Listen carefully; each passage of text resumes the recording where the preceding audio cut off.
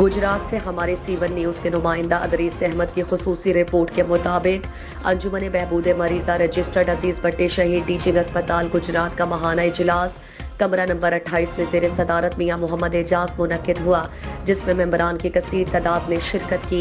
शिरकत करने वालों में जावेद भट्ट, सैयद शौकत वसीम, चौधरी सलीम अख्तर, मोहम्मद तारिक, हाजी मोहम्मद रियाज, सूफी इम्तियाज़ अहमद नक्शबंदी, ठेकेदार लियाकत अली शेख, शौकत फारूक, मिर्ज़ा खालिद महमूद मुगल, खादिम अली खादिम, याकूब सेठी, खादिम हुसैन सलीमी, मियाँ अफजल खालिद, मोहतरमा किश्वर तस्नीम चौधरी, मोहतरमा रोबीना शाहीन और दीगर शामिल थे।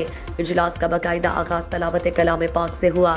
तलावत कलाम पाक के बाद साबिका माह की कारकर्दगी रिपोर्ट अंजुमन के जनरल सेक्रेटरी जावेद भट्ट ने पेश की, जिसमें अहम उमूर पर ज़ेर बहस लाए गए, जिसमें ओहदेदारान और मेंबरान ने अपनी अपनी तजावीज़ पेश की। जबकि आमदन अखराजातुल मेडिसिन परचेज कमेटी की रिपोर्ट नायब सदर सैयद शौकत वसीम ने पेश की।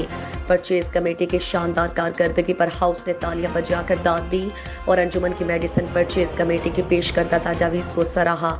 परचेज कमेटी इस बात को यकीनी बनाती है कि मुस्तहिक मरीजों को सहूलियात की फराहमी में किसी किस्म की कमी और कोताही ना हो। इजलास में फार्मासिस्ट अजीज़ भट्टी अस्पताल मोहतरमा फरीदा नज़ीर ने खुसूसी शिरकत की और अपनी तजावीज़ पेश की। खादिम हुसैन सलीमी ने मुस्तहिक मरीजों के लिए अंजुमन को 1 लाख रुपए के फंड अदा किए। आखिर में सदर अंजुमन ने अपने खिताब में इस ख्वाहिश का इजहार किया कि मुस्तहिक मरीजों को बेहतर खिदमात मुहैया करने के लिए अंजुमन का एक अलग अस्पताल बनाना चाहिए, जिसका मुकम्मल कंट्रोल अंजुमन के पास हो। अंजुमन हर माह लाखों की अद्वियात और दीगर सहूलियात गरीब और मुस्तहिक मरीजों को फराहम करती है। इजलास के अख्ताम पर सदर मियाँ मोहम्मद एजाज ने तमाम ओहदेदारों और मेंबरान का शुक्रिया अदा किया।